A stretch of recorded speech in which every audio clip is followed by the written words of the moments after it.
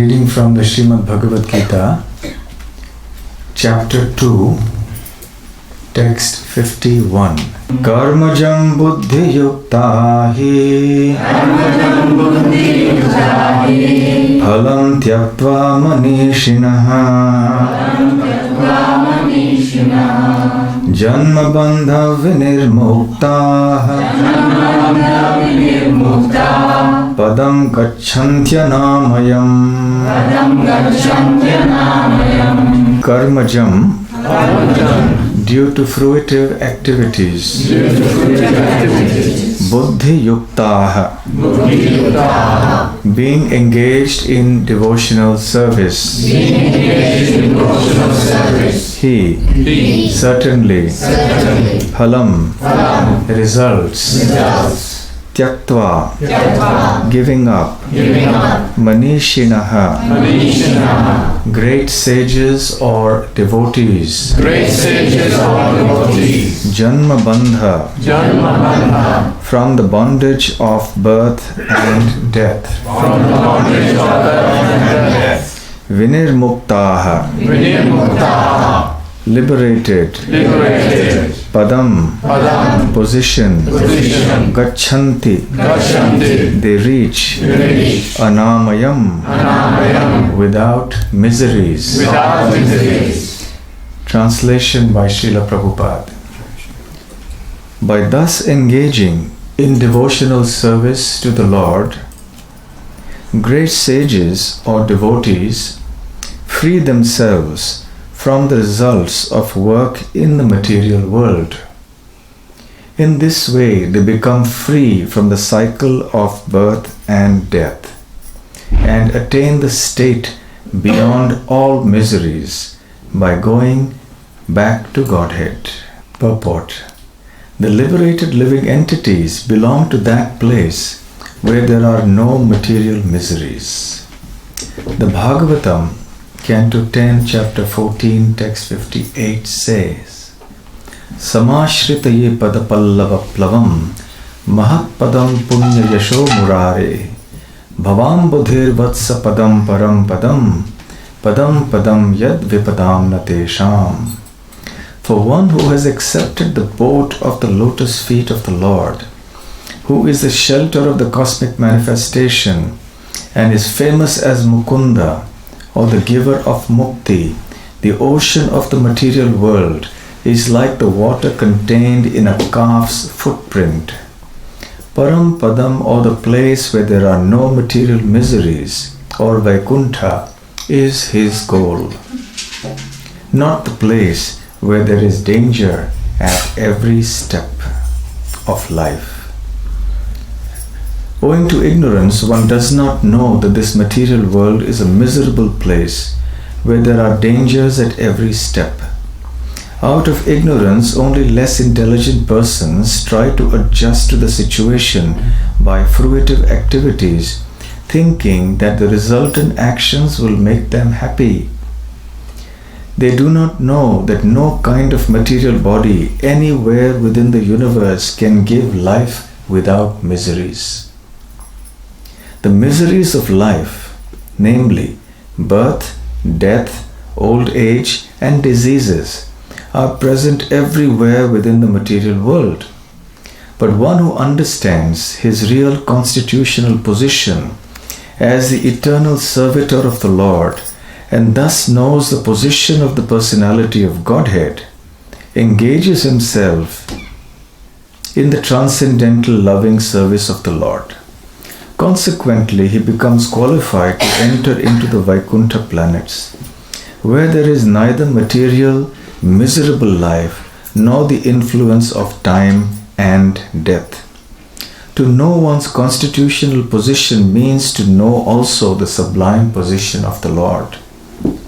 One who wrongly thinks that the living entity's position and the Lord's position are on the same level is to be understood to be in darkness, and therefore unable to engage himself in the devotional service of the Lord. He becomes a Lord himself and thus paves the way for repetition of birth and death.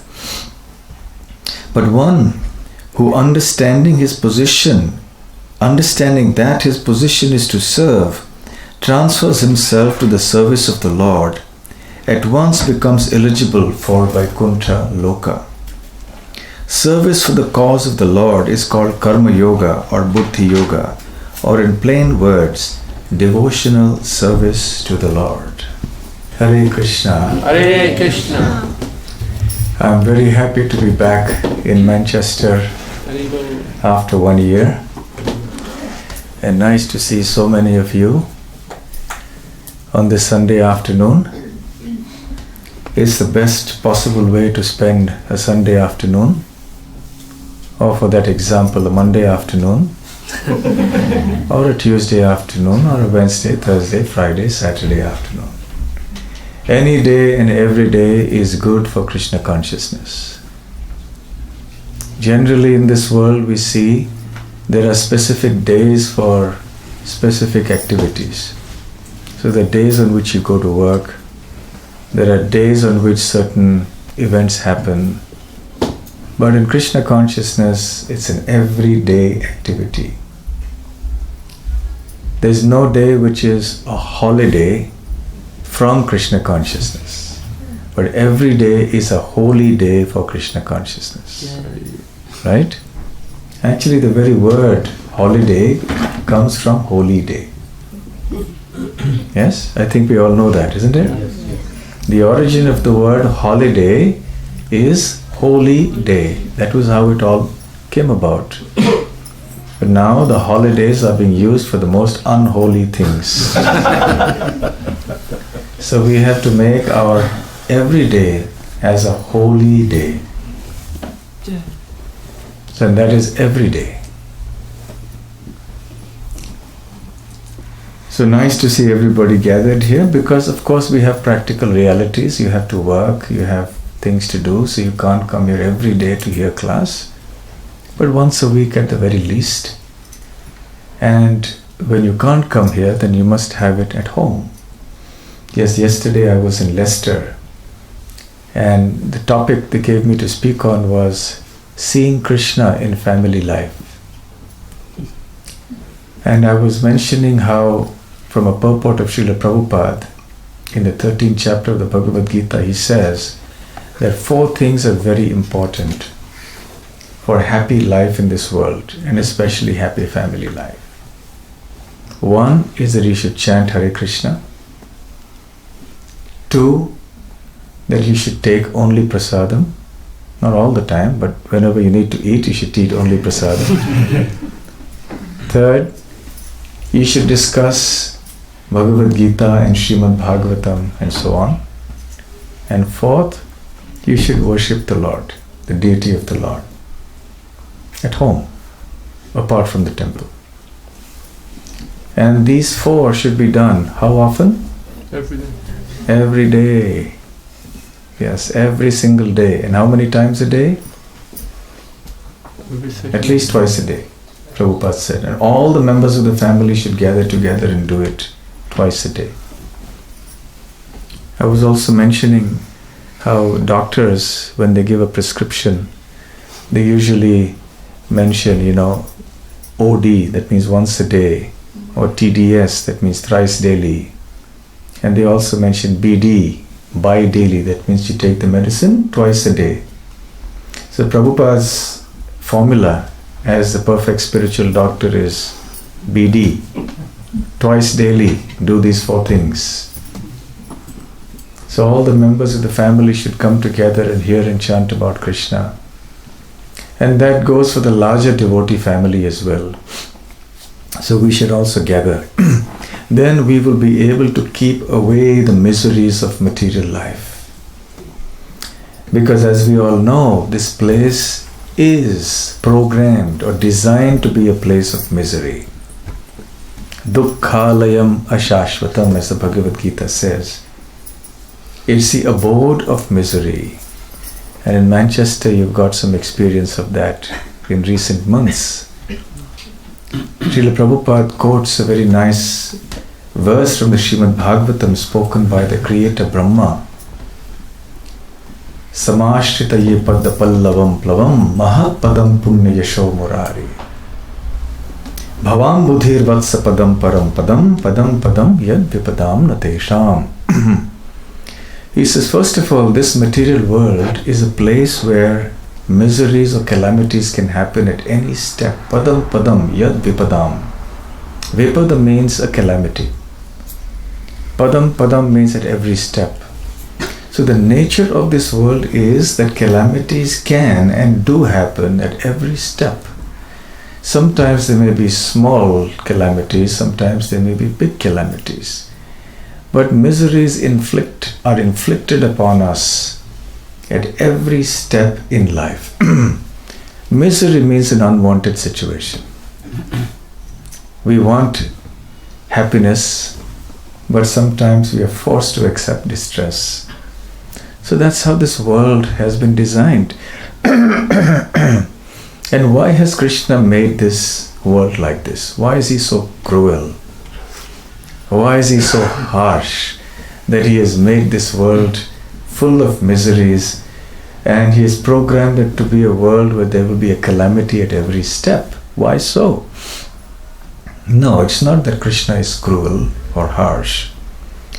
It's like a loving father who gives lessons to errant children who are rebellious. And the father is saying, look, don't go there, there's trouble there. But the child says, no, I want to go there. The child gets hurt or gets pricked by a thorn or something like that, and then comes running back crying. So we are like those little children who want to enjoy life independent of Krishna, the Supreme Lord. And we think that we can be happy like this, but that's never possible. It cannot happen. So Krishna very kindly has given us misery in this world. So misery in this world is Krishna's mercy. Now we may think that's really far out. What do you mean when you say misery is Krishna's mercy? Yes, indeed. Because if there wasn't misery, then we would never have turned to God or turned to Krishna. That doesn't mean we're being escapists. Sometimes people say, oh, anyone who looks to God is an escapist. He's trying to run away from the problems of the world, and he's trying to take, God consciousness. But actually we are not escapists, because to escape means you escape from the reality and hide in something that is illusory. Like when somebody has a problem in life and he's not able to cope with it, he may take refuge in alcohol or drugs or something like that. That is escapism. Because you have a problem in this world which is very real for you because you are experiencing it, and you want to run away from it, you can't cope with it, so you take shelter in something that is false, something that puts you in a state of illusion, whereas it is an illusion. And then this intoxication takes us further and deeper into illusion. But Krishna consciousness is not like that. You go away from the sufferings of the world into a reality. So therefore it's not escapism. Escapism is when you escape reality and go for illusion. But here we are going for the ultimate reality. It's like saying if you're walking on the street and somebody tells you, there's a big ditch there, please don't walk like that, please leave that road and come on this side. He said, no, I don't want to be an escapist. Well, the fact is, if you're not going to leave that road, you're going to be in that ditch and you'll hurt yourself. You'll fall down and break your bones. Say, no, I don't want to be an escapist. Well, then you go right there into the ditch. So that's the way the whole modern society is headed. That is the materialistic way of thinking. Going gloriously into the hellish conditions of life. Free fall. You know what is free fall?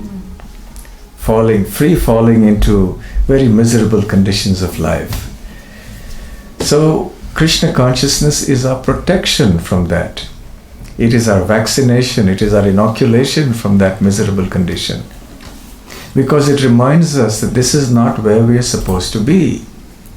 We are supposed to be with Krishna in the spiritual world, as Prabhupada is mentioning here. It is only because of ignorance and illusion, as Srila Prabhupada says here, that we do not know that this material world is a miserable place where there are dangers at every step. So we take shelter of Krishna, because Krishna is the reality. And beyond this material world is a place of spiritual happiness, where there is no birth, no death, no disease, no old age. It's simply supreme bliss. It's just unadulterated fun and joy. Sounds like a good proposal? Very good. How many of you want to sign up? It's free. It's free, because the first thing we want to know, how much does it cost? Well, it's free, but not actually fully free, because you have to commit yourself in terms of faith. You have to have that faith. You have to come to the association of devotees and hear and chant about Krishna. So this is the reason why misery comes in this material world, because Krishna very kindly wants to remind us, this is not where you are supposed to be. You are supposed to be with me in the spiritual world. But you are here, suffering in the material world, the pangs of birth, death, old age and disease. So we have to remind ourselves, yes, this is not where I'm supposed to be. So that is why it is Krishna's mercy, it is Krishna's kindness. If we are in our homes and the home is on fire, and someone comes and shakes us up and, come on, let's run out of this house, the world is on fire, your house is on fire. And we say, I don't want to be an escapist. Right? Is that a clever thing to say? When your house is on fire and you've been asked to go out of the house. So this material world is like that. Sansara dava nalalidha loka. It is like a house that's on fire. It's a forest fire blazing. So many types of miseries and distresses abound in this material world. And here is the ultimate solution that Krishna has come to give us. And we have to take to Krishna consciousness and free ourselves from this bondage once and for all. The bondage of karma is what is being referred to here. Karmajam buddhi yuktahi. Karmajam. That is due to activities in this world which are fruitive. Fruitive activities mean those activities which are performed to get some material benefit. Some money, some material pleasure, and so on.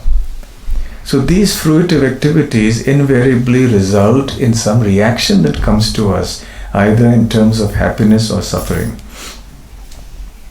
And whether it's material happiness or material suffering, we have to take birth again to experience the results of those activities. So this causes a repetition of birth and death, the cycle of birth and death. And this is the root cause of suffering. So when we take shelter of Krishna, then immediately we experience relief even as we're living in this world. And of course, once you perfect your Krishna consciousness, then you don't have to take birth again, ever again. That's why the famous verse, the famous phrase, back home, back to Godhead. So we have to chant Hare Krishna in such a nice way, and we have to worship Krishna in such a nice way that it becomes natural for us, that it becomes spontaneous for us. Just as when you're learning to type, or learning to drive, or learning any activity, initially there's always difficulty. You have to practice. When you first started to learn typing on your keyboard, how did you type? One finger, right? Looking, where is this? Where is that? A, where is A? Where is N? But once you learn the technique of typing, and once you practiced it, then your fingers simply fly on the keyboard, and you don't even have to look down into your keyboard, and you type correctly. That's when you have attained some kind of perfection. It becomes very natural for you.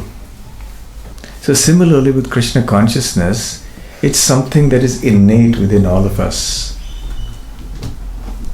It's not something that is imposed. You know, from the famous talk of Srila Prabhupada, Krishna consciousness is not an artificial imposition on the soul.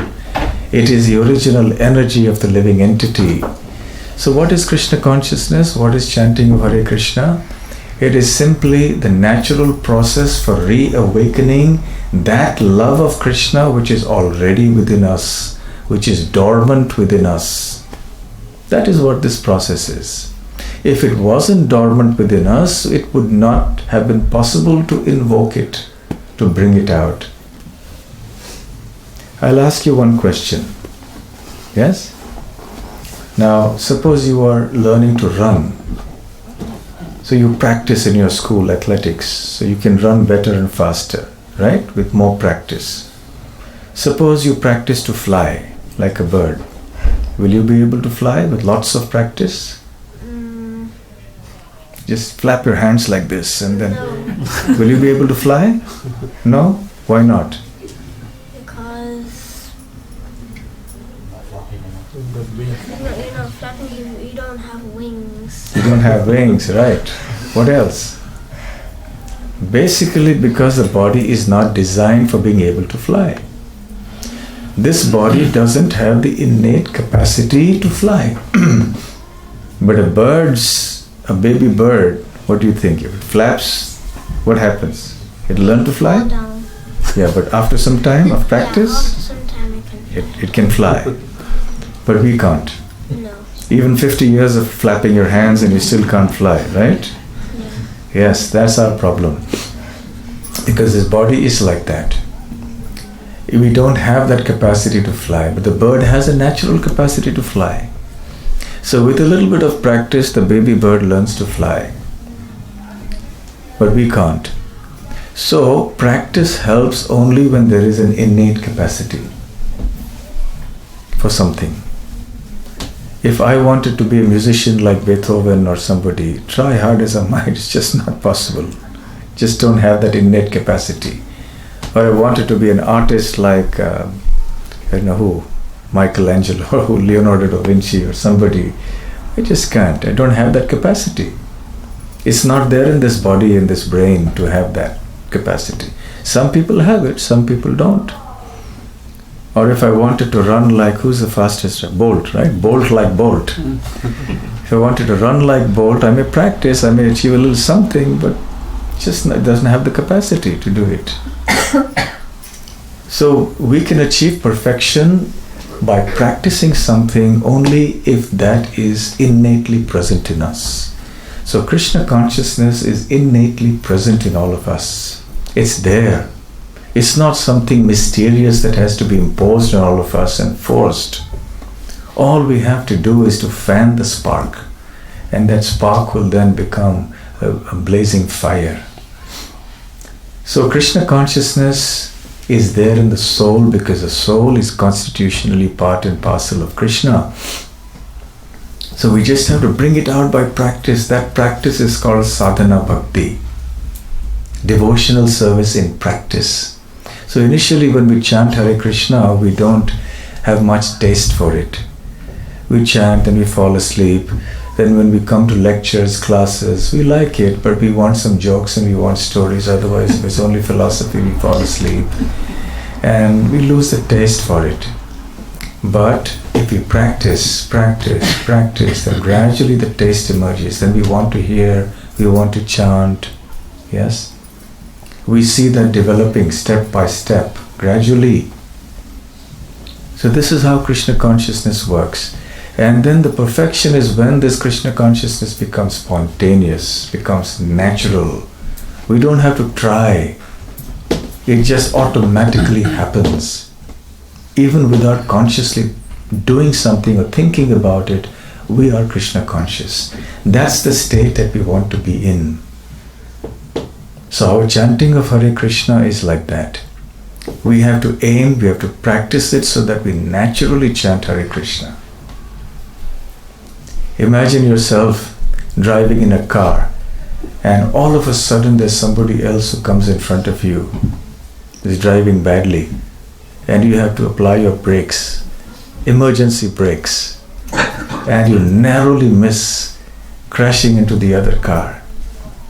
So at the very moment when that happens, what do you think of and what do you speak? What words will come from your mouth at that time? God. Oh God. Oh, that's nice. So God is nice. But sometimes other uncharitable words may come out from the mouth. There's this little joke about this boy. His mother is driving him to work. And so the drive is going on peacefully. So the child asks the mother, "Mother, where are the idiots on the road?" So she says, "Son, they're only there when your father drives." It's like that. So, I don't know if you all got the joke, I hope. Yes. So generally when we get into these situations, we are not so polite. We don't come up, we're not at our best behavior, let's put it like that, yes? So we say things we probably would not like to say at other times. So that's the test. So when you're in that emergency situation, will you think of Krishna or will you think of something else at that testing moment? What happens there? Even a parrot can learn how to chant. And I did see that when I went to one devotee in New Jersey. The one devotee who had a parrot in a cage in the house. And they had taught the parrot to chant Hare Krishna. Just like parrots in different homes, they teach them to say different things. Good morning, good morning, good morning. They say like this parrot was chanting Hare Krishna, Hare Krishna, Hare Krishna. So it was interesting. So it was nice that they made the parrot chant Hare Krishna, but I didn't like the fact that the parrot was caged. So I told them, why don't you let the parrot free and let him chant Hare Krishna and preach to other parrots. All the other parrots will hear, and confining the parrot to just one cage is not a nice thing, right? Imagine if you were confined just to one home all day long. You wouldn't like it. You want to go out sometimes. But these parrots can also go and preach elsewhere. It can happen. And by association, the birds also can, get transformed. I'll tell you a little story which I was telling the other day. There was this group of saints, monks, who were traveling to another hermitage, to another ashram. And they had to pass through a forest. They had some friends, some sadhu friends, some monk friends in the other ashram across the forest. So they had to walk through the forest. So as they were going, they realized it was getting dark. So it was time to find some place to rest, but where would they get it? So they were somewhere on the edge of the forest. So they saw a little hut. They said, here's some place for resting for the night. But it was empty. And then they heard the most vilest abuses being shouted by somebody, screeching in a screeching voice. And they couldn't bear to hear those words. It was very foul language, and they were just closing their ears. They were all saintly persons. And saintly persons don't like to hear foul language. Any cultured person doesn't. So they were just shutting their ears. My God, where is this? Who is this person who's speaking such language? And they found it was a caged parrot. And this parrot was uttering the most foul words, going on and on and on. They said, my God, we cannot stay here. We'd rather face the dangers of lions and tigers in the forest than to have to spend the whole night with this parrot hearing all this. Because they may have tried to tell, shut up, and the parrot would have said, shut up. You would have repeated the whole words. It wouldn't have worked. So they said, no, we better leave from here. So they left. And all night they walked through the forest. And finally they reached the other hermitage, taking great personal risk because there were wild animals there. And when they reached there, and they reached the monastery, they found another parrot. And this parrot was speaking sweet words of welcome and chanting Krishna's names and repeating verses from the Bhagavad Gita It was very sublime. And so these sadhus, these monks were taken aback and they said, what a strange thing. We just experienced this one parrot at the other end of the forest and he was speaking such foul language. And here this bird is speaking so sweetly and speaking about Krishna and speaking verses from the Bhagavad Gita. It's really astonishing. How has this happened? So the monks there explained, well, actually there's a history to this. These two parrots are actually siblings. And what happened is when they were born, their mother died somehow. So one bird was looked after by a hunter who lives in the forest. And so the parrot lived with that hunter. And this other parrot came to us. So because that hunter was always using foul language, so the parrot learned that very quickly because the parrot was hearing that all the time.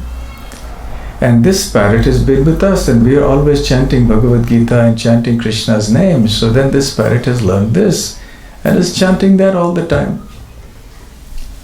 So this was the difference. So how this shows how powerful the impact of company is. Association.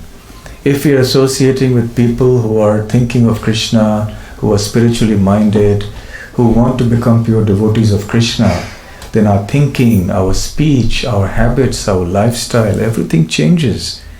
But if we associate with people who are very materialistic, who simply have a one-pointed goal in life and that is to enjoy this material world, then we will also become like them.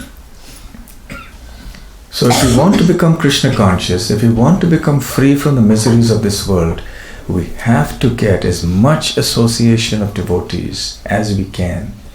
We have to expose our consciousness as much as possible to discussions of Krishna consciousness, to the chanting of the holy names of Krishna, in an atmosphere which invokes our dormant love for Krishna. That is very, very important. But even though the parrot who was chanting Hare Krishna was chanting Hare Krishna, but it is not willingly done, not voluntarily done. It is something that's just because the parrots do that, they just imitate. Even then the parrot would get some benefit. That is the power of the holy name. Even if the holy name is chanted without awareness of its glories and its potencies, it is just chanted by way of imitation. Even then there is some help, some benefit to the chanter. Many times when our devotees go out in the streets chanting Hare Krishna mantra in the Sankirtan, what we call the Harinams parties, and when they go out and they're singing and they're chanting, playing musical instruments, then many people on the road, they chant in mock imitation. Have you seen that happening? Yeah. When I remember in India, there was a Bollywood movie in the 70s called Hare Krishna Hare Ram. It became very famous. It was a hit. And that wrongly portrayed Hare Krishna devotees as being, drug addicts and so on. So whenever we would walk out, this was in the 80s, nowadays it doesn't happen because now Hare Krishna is fairly respectable and it's a credible spiritual movement now. But in those days, it wasn't like that. We were considered some kind of weird people. And so when we went out in the street, I remember many times we would get taunted by local people, and they would, they would hold a thing like this, which is what drug addicts do, those people, and they would hold this and say, Hare Krishna, Hare Rama, they would say like this. So they would taunt us as we would walk by. And because this was so common for us, we would always train our devotees, don't get angry when somebody does that. Let him chant, let him go on chanting. Just smile, give a beatific smile and just chant, because they're chanting Krishna's names. Even if it is they're trying to ridicule you or make fun of you, but they're chanting Krishna's names. That is the power. Because the scriptures say that even if somebody chants Hare Krishna mockingly, unknowingly even, or in anger, in whatever mood, still the person gets benefit. Of course, the person doesn't get love of Krishna, love of Godhead, but there is benefit. Eventually that person will come to the point where he or she will now associate with devotees seriously, whether in this life or in a future life. So chanting Hare Krishna even unknowingly, or in imitation, or in making fun of somebody, has benefit. So one can only imagine what benefit there will be if it is chanted with love, if it is chanted with knowledge and faith. How much more benefit there will be. So our chanting, the purpose of giving the example of the parrot is not that we should chant like the parrot. We should chant, but we should be cautious that we don't chant like the parrot merely in imitation. Prabhupada one time gave a very graphic narration of what would happen if a parrot was chanting Hare Krishna and you suddenly went and grabbed the parrot by its throat. Yes? Say Hare Krishna, grab it by the throat, it'll start cawing again like a normal parrot. It wouldn't think of Krishna anymore. So similarly, he said, our chanting of Hare Krishna should be such that even in the most dangerous circumstances, the first thing that comes to our mind and to our lips is the name of Krishna or thoughts of Krishna. This is what we should train ourselves to do, because the ultimate emergency situation that's going to come up in life is death. And death may not come giving us a notice. Sometimes it may come with a notice, sometimes it may not. But actually the notice has already been given way in the beginning. When was the notice given? When we were born. When we were born. Jatasya hi dhruvam mrityu dhruvam janma mritasya cha. So in the Bhagavad Gita, Krishna says, for one who is born, death is certain, and for one who has died, birth is certain. So anyway, we've been given notice. The only thing that hasn't been told to us perhaps is exactly when we're going to die and how. But the fact that we're going to die is certain. Do you believe that? Sure? One day it's going to happen. So we have to prepare ourselves for that eventful moment, so that when that danger comes, we are prepared, we are ready. So devotee is never afraid of the miseries of life. A devotee is never afraid of even death, because he or she knows that I'll die thinking of Krishna, chanting Hare Krishna, and then I'll go back to Godhead. I'll get a much better birth, where I don't have to worry about taxes and about the NHS, and I don't have to worry about traffic accidents and maintaining a home and working in a job. It's blissful, full of happiness in the spiritual world. Be with Krishna eternally. So that is the preparation we have to do. That's the training we have to do. It's much like when you study arithmetic or mathematics. You practice your sums, isn't it? Yeah. What's the most important thing that's needed for success in your mathematics paper in school? Practice. You keep on practicing your problems, your sums. When you keep on practicing it, it becomes very easy when you have to sit for the exam. But if you don't practice, even if you know it, all students have experience, and we've done it when we were students, make silly mistakes, yes? Make silly mistakes because we haven't practiced enough. So similarly with chanting Hare Krishna, it's a question of practice. Go on practicing. One time there was a king, and he encouraged the arts and the culture. He liked to encourage people who had all sorts of skills, and so very interesting people would come, scholars and musicians and artisans, and they would display their skills and their knowledge and so on before him, and the king appreciated that. So one time, one scholar came from a distant land, And he said, "My dear king, I have an open challenge for you or for any of your ministers or anybody in your kingdom. I can speak many languages very fluently. And my challenge is that you or any one of your associates identify which my mother tongue is." And that was a difficult one, because he began speaking so many languages, one after the other, and he was so fluent, and there was no trace of any foreign accent. If he was speaking a particular language, it was as if it was a native speaking that language. And every language he spoke, he was speaking like that. It was a remarkable linguistic skill. There are many people who know many languages, but you know the accent, you can understand from the accent that even though this person may speak a certain language, but he's speaking with a different accent, not a native accent. But this person was speaking with the native accent.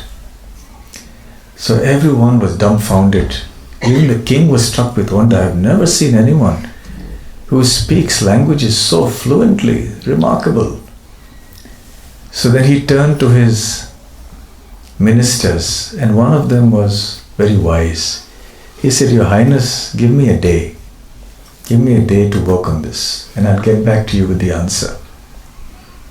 So then the king said, "Okay, my dear scholar, give us a day, and we'll work it out. We'll understand what your mother tongue is." So then this minister, he called one of his assistants and said, "Look, I want you to do the following. When the scholar goes to his quarters at night and he's sleeping, you creep into his quarters." Of course, he was basically doing something he shouldn't have been doing. You can't enter into somebody's room at night, yeah, without their permission. But anyway, this was an exceptional situation. He said, "Get into his room at night and take some very cold water with you and just sprinkle it on his face, and actually not just sprinkle, but throw the whole thing on his face." Yes, very cold water. Just throw the whole vessel of water on his face as he's sleeping, and then see what happens. So the assistant did as he was bid. He went there, he had some ice cold water, and so he went there and flung the water on that man's face.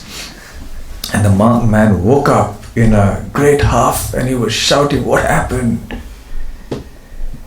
And then he disappeared. The man who had flung the water fled from there. So the minister was waiting for him.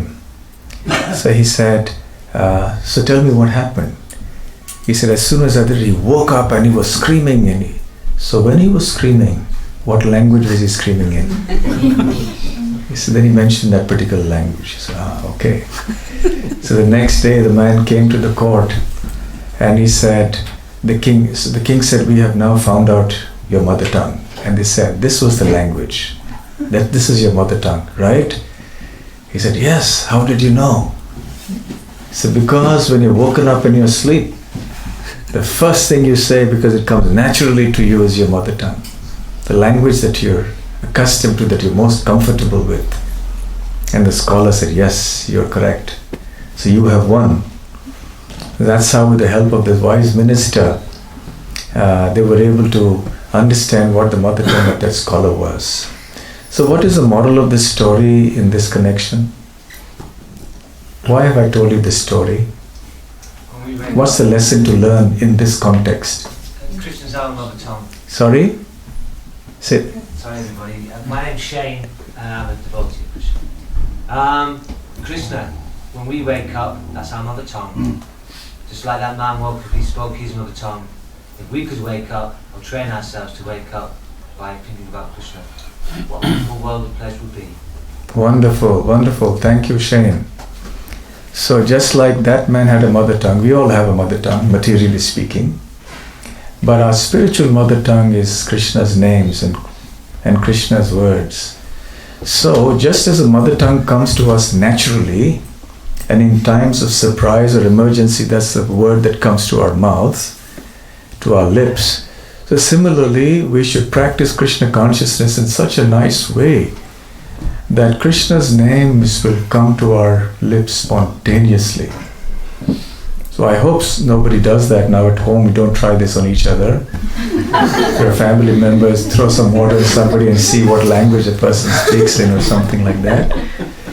So family members, beware. But yes, the point is that it should become so natural and so spontaneous to us that in the slightest indication of anything, the first thing that comes to our mind or to our lips is Krishna.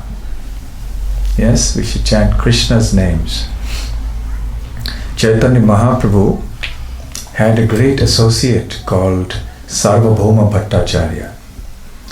When Chaitanya Mahaprabhu took sannyas and came to Jagannath Puri, Sarvabhauma Bhattacharya was reputed as a great scholar in the court of the king of Puri. But he was an impersonalist. He didn't believe that God is a person. He didn't believe in the process of devotional service to Krishna. Rather, he believed that we should, by the practice of speculation and austerity, we should become God. We should merge ourselves into the impersonal spiritual effulgence. So that was his philosophy. And he was a brilliant man. He was a genius, extremely scholarly. But he had the wrong philosophy. So eventually he said, this young man, I would like to train him. He's a sannyasi, but he's very young. He's only 24 years old. I would like to train him in the Vedanta philosophy. So he begins to get the right concept of the absolute truth. That the absolute truth is impersonal and so on. So Chaitanya Mahaprabhu heard him for 7 days, continuously, didn't speak a word. And eventually Sarvabhauma Bhattacharya asked him, you heard me for 7 days and you never asked me a single question or uttered a word. So it leads me to understand, it leads me to think that you don't understand what I'm saying. Is I've understood perfectly what you said, but I can't understand your imaginative and false interpretations of the straightforward verses of the Vedanta and the scriptures. And then Mahaprabhu began to speak the devotional conclusions. And so sublime and convincing were his arguments that Sarvabhauma Bhattacharya, by his mercy, became a devotee. He became not just a devotee, but he became an extraordinarily pure devotee and an intimate associate of Sri Chaitanya Mahaprabhu. One day when Mahaprabhu went to his house early in the morning, after taking the darshan at Mangalarati, way early in the morning in the Jagannath temple, he knocked the door and Sarvabhauma Bhattacharya had been sleeping. He was in bed at that time. But he could hear the sound of his bed creaking and him waking up, rising from the bed. And he could hear Sarvabhauma Bhattacharya saying, Krishna, Krishna. And he was extremely happy to hear that. He was standing outside the door, but he could hear Sarvabhauma Bhattacharya muttering Krishna's names. And Mahaprabhu felt great bliss that now Sarvabhauma Bhattacharya is spontaneously chanting the names of Krishna. So for us, we should also pray and practice that our chanting should become like this, spontaneous, natural, that comes to us at all times. So we have to practice. The first thing we rise in the morning, we should chant Hare Krishna. When you wake up in the morning in your bed, what's the first thing you do? Very first thing. Open your eyes. Open your eyes. And what do you do? First thing after you've opened your eyes. What should you do? Chant Hare Krishna. Chant Hare Krishna. That's right. If you can, in your bed, right in your bed itself, offer obeisances to Krishna. Chant the names of your deities, of your favorite deities. Chant the Hare Krishna mantra. If you know some nice verses from the Srimad Bhagavatam, or you can chant them. But if you don't, just chant the Hare Krishna Maha Mantra. Chant the names of the deities, remember them. And that's your first bath, even before you've gone into the washroom. Your spiritual mental bath. You remembered Krishna. And then you go on with your morning duties, your bath and everything else. All through the day, then first thing in the morning, chant Hare Krishna. hear the Bhagavad Gita, serve Krishna, and then your day will be wonderful. And at night again, in the evening when you come back, chant Hare Krishna, read Bhagavad Gita, take prasadam. And as you're going to bed, whilst you're in your bed, again, repeat the same thing that you do when you wake up. Offer obeisances, chant Hare Krishna, think of your deities. Maybe just before you go to bed, read Krishna book or read the Srimad Bhagavatam or the Bhagavad Gita. Then you'll dream of Krishna rather than having some bad dreams or some nightmares. And in this way we train ourselves to remember Krishna naturally and spontaneously. Then even though we are living in this world of misery, we will not be affected by that misery. Padma Patra Ivam Bhasa, we will be like the lotus leaf that is unaffected by the mud in which it is situated. Have you seen a lotus leaf? How many of you have seen a lotus leaf closely? What is the relationship between a lotus leaf and water? Have you ever tried putting water on a lotus leaf? What happens? It immediately forms what? Droplets. It coalesces into one drop and slides off the lotus leaf. It acts something like mercury acts when you put it on some surface. Any chemists here? No chemists. You've seen mercury. When you place mercury, it immediately just comes into a droplet, little small thing. So water on a lotus leaf is like that. It just comes together. So when a lotus leaf is in the water also, the water doesn't stay. It remains aloof from it. It's untouched, so to speak, even though it's in the water. So similarly, even though we are in this material world, which is a place of suffering, a place of misery, but we have developed, or we have not developed, actually it's developed by Krishna, but we have accepted and agreed to inoculate ourselves with Krishna consciousness. So we become immune from the infections of this material world. So this is the perfection of our life, so we can be happy when we are living, and when we leave this world, we will go back to Krishna's kingdom and experience eternal joy in Krishna's company.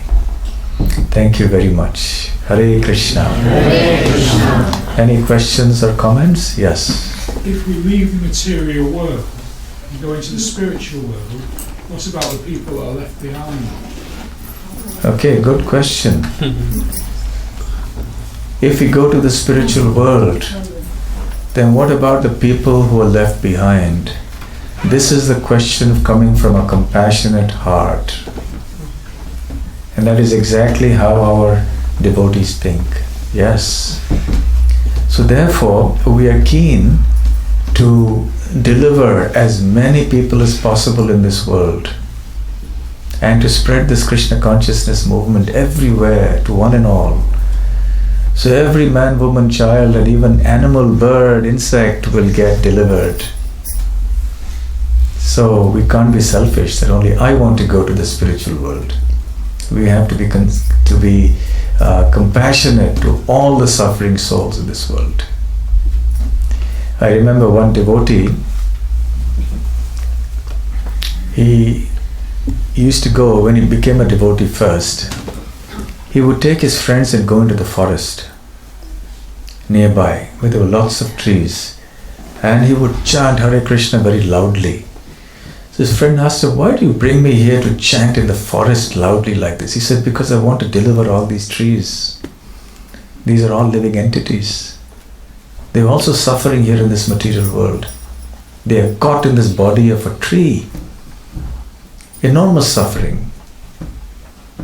They can't do anything to relieve themselves of their distress. At least we can do something. If you're hungry, you can eat something, find yourself some food. You're tired, you can find yourself a bed and sleep. But the trees can't do anything. So he said, we have to deliver the trees.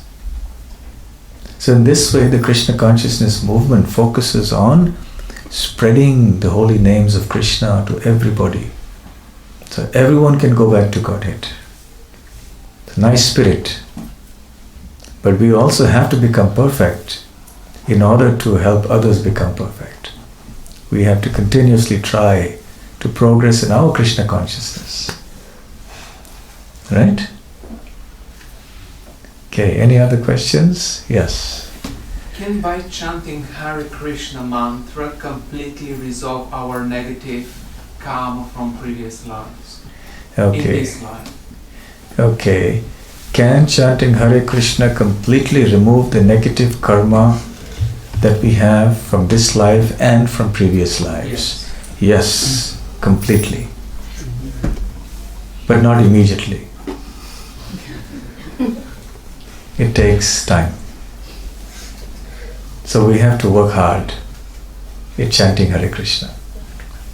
Then everything, all our negative karma will get destroyed, and we'll be free and completely clean, so to speak, from a spiritual point of view, and become eligible to go back to Krishna's kingdom. It's a good deal. Hi, Krishna Maharaj. I Yes. just want to say, someone asked this question before, how many lifetimes does it take to go back to Godhead? And the answer given was 3. One, where you get rid of the anarthas. The second, you reach a further state. And third, you're with Krishna.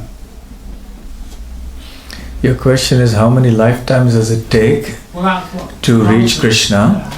And you heard that it takes 3 I lifetimes. think you want to- Yes? One for getting rid of the anarthas, one to become a pure devotee, and the third to be with Krishna in some pastimes. There is no hard and fast rule like that. It can take any number of lives, or it can happen in an instant. Just like if there is someone doing a college degree, a university degree, they can do it in a condensed period by working hard. A 3-year degree could be done in 2 years. Or they could take 7 years, 8 years to do it. Depends on how seriously they apply themselves to the degree. So similarly, depending on how seriously we apply ourselves to Krishna consciousness, we could go back very fast, or we could take life after life. If we want a diluted version of Krishna consciousness, then it'll take longer. But if you want the real thing, and we're really strongly doing it, then it'll take a very short time. One lifetime. Yes. So let's make it for this life. Why should we wait for another one? Right? Agree? Yes, Okay, good. Hare Krishna. Hare Krishna Maharaj. In the 6th Canto Prabhupada, he says very strongly that advancing Krishna consciousness is not dependent on your external circumstances. Can you say something more? Progress in Krishna consciousness. The question is that Srila Prabhupada mentions that progress in Krishna consciousness is not dependent on your external circumstances. What does that mean? It means that there is no material circumstance that is an impediment to your Krishna consciousness, in the sense that you could be poor or you could be rich. Doesn't matter. You can become Krishna conscious. You could be sick or you could be healthy. You could be a learned person or you could be an uneducated person. Doesn't matter. You can still become a pure devotee of Krishna. You could be from one caste, creed, community, nationality, ethnic group or race or whatever, or from another. It doesn't matter. You can become a pure devotee of Krishna. You can be tall or short, thin, fat, whatever you can be. You can become a devotee. So there is no material impediment. Anyone can become a devotee of Krishna and perfect his or her life. That's the purport. The substance of that, Maharaj? Sorry? The substance of that? The substance of that? Yes. Yeah. What we should learn from that?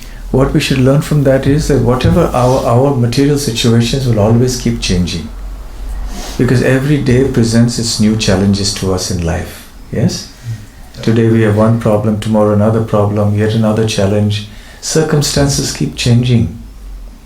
But our Krishna consciousness should not change. We should not waver in our Krishna consciousness despite changes in our material circumstances. A businessman may sometimes do very well and may have a year where the business is not doing well. So the circumstances may change. But we should remain steady in our Krishna consciousness regardless of our material circumstances. That's the purport of it all. Yes. And does devotion to God only come by His grace? Does devotion to God come only by God's grace?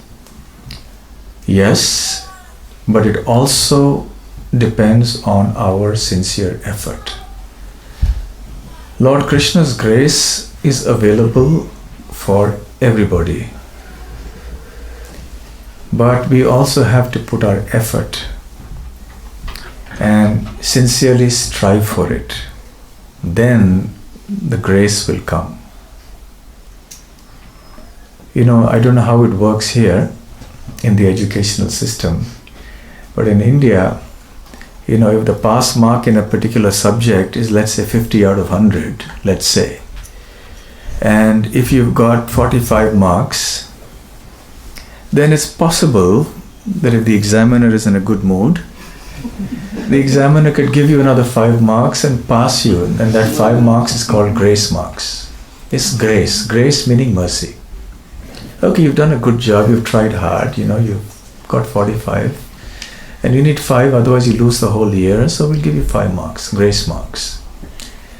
But if you have 2 marks out of 100, then the examiner is not going to give you 48 marks to pass. Right? So in other words, you have to do something. You can't just say, well, I've done nothing, I just depend on grace. No, the grace is there, but the examiner wants to see that we have done something. So we're somewhere close, we're struggling, Krishna sees that we are struggling, then he will say, yes, now this candidate is the right candidate for being the recipient of my mercy, my grace. Right? One time Srila Prabhupada told a funny story about this. That there was a student who was appearing for the history examination. And he had studied well, but now he hadn't studied the whole syllabus. He had studied certain selective topics. So whenever there was a question on that topic, on those topics, he answered well. But there were some topics he hadn't a clue.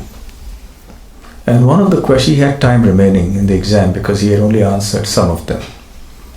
And there was a question about a particular king. He had never heard about this king in his whole life. And he had to describe the rule of that king. So he thought, I have time. And even though I haven't heard about this king, well, what's the harm in writing something? So he began to write. And he wrote, and wrote, and wrote, page after page after page. And the remarkable thing about this was that not one word in all these pages made any sense. Right? Not one word was a proper English word. He just wrote any combination of letters, he put them as words, and he filled up a few pages. In other words, it was unadulterated, pure nonsense. Yes? And he filled out the pages like that. So then the examiner was reading the answers. Till then it was very good. Then he came to this answer. He was thinking, my word, what is this? And he looked at it, not one word was from the English dictionary. But he had filled up page after page. Initially the examiner was angry, but then he sat back and said, this student has really worked hard. How much effort he has taken to write so many pages of nonsense.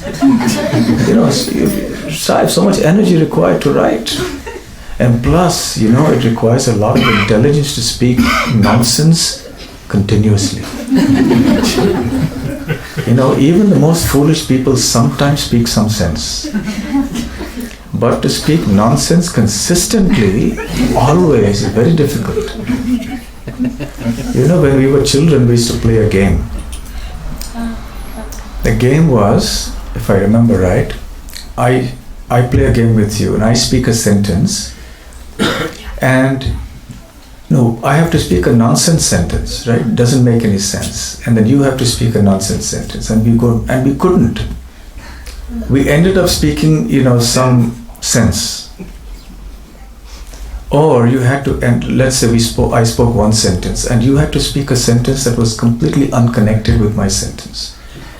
And then I spoke something that was completely unconnected with your rapid fire. It went on and on and on and on. And then eventually we ended up speaking something that was connected to what the other person said. It's not easy to speak nonsense all the time. So this person had intelligence and he had put in effort. So he gave him some grace marks. So Prabhupada told this story about our condition. So we are, fallen conditioned souls in this material world. What do we know?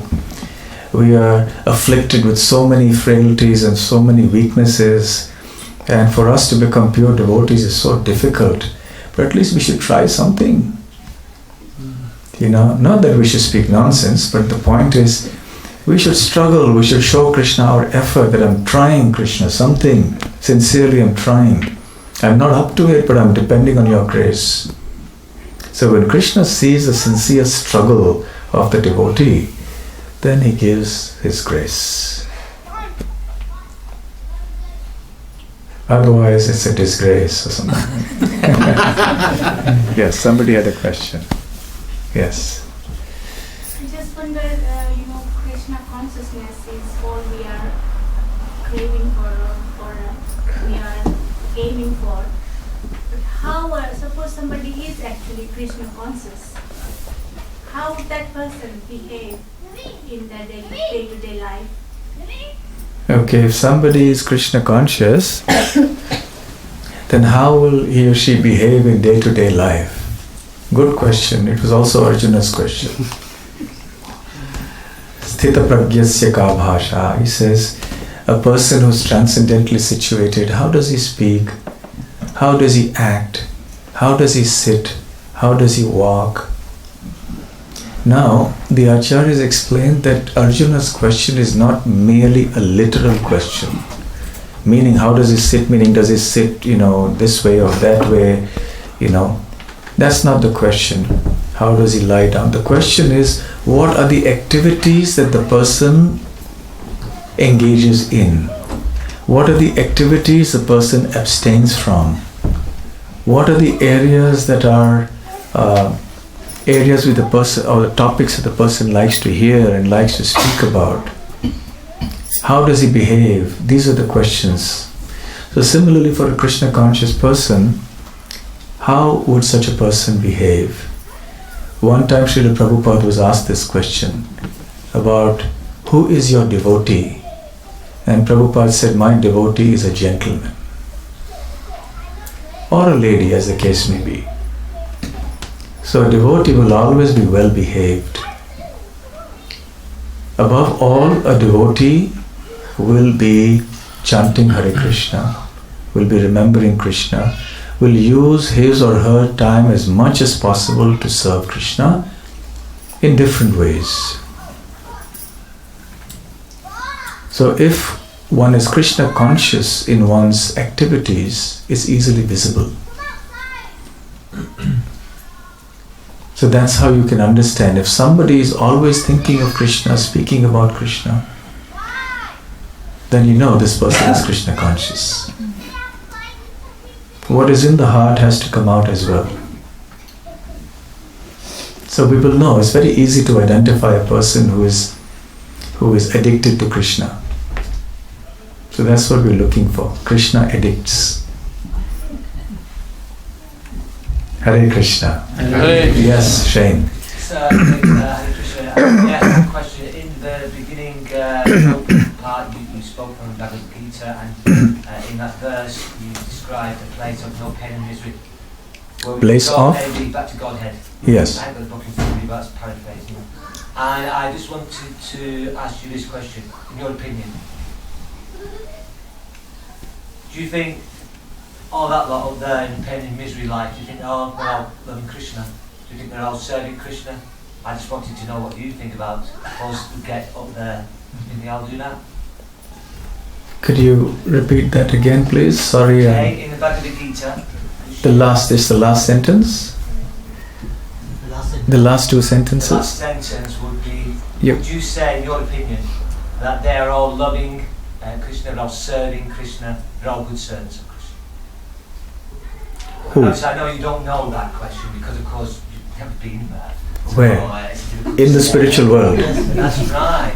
So your question is, in the spiritual world, are the devotees there pure devotees? Yeah? So, about what I'm saying, yes. Do you think they're all like that? Whether they are serving Krishna and enjoying with Krishna. Yeah, I'll be serving themselves, sir, or I'll be serving Krishna. In the spiritual world. That's what I'm asking you. In the spiritual world. Yes? In the level above, because in the books I read, there's a lot about this level above which we should be aspiring to. I just wondered what it's like up there. You see, every living entity in the spiritual world is a pure devotee of Krishna. What's the proof? The proof is that they are there.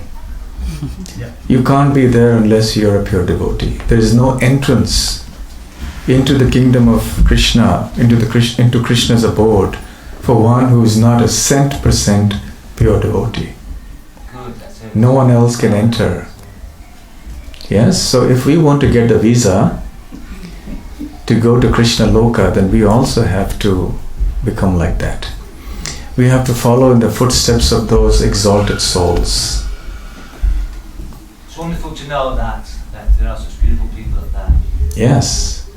And we are trying to follow in their footsteps, all of us as devotees. So it's an exciting, adventurous journey. It's a beautiful path to walk, sir. Yes, indeed. So let's all walk towards that together. And for starters, make the whole of Manchester Krishna conscious. It is Krishna conscious. Thank you. Hare Krishna. Hare Krishna. Srila Prabhupada ki jai. Gaur Premanande. Hare Krishna.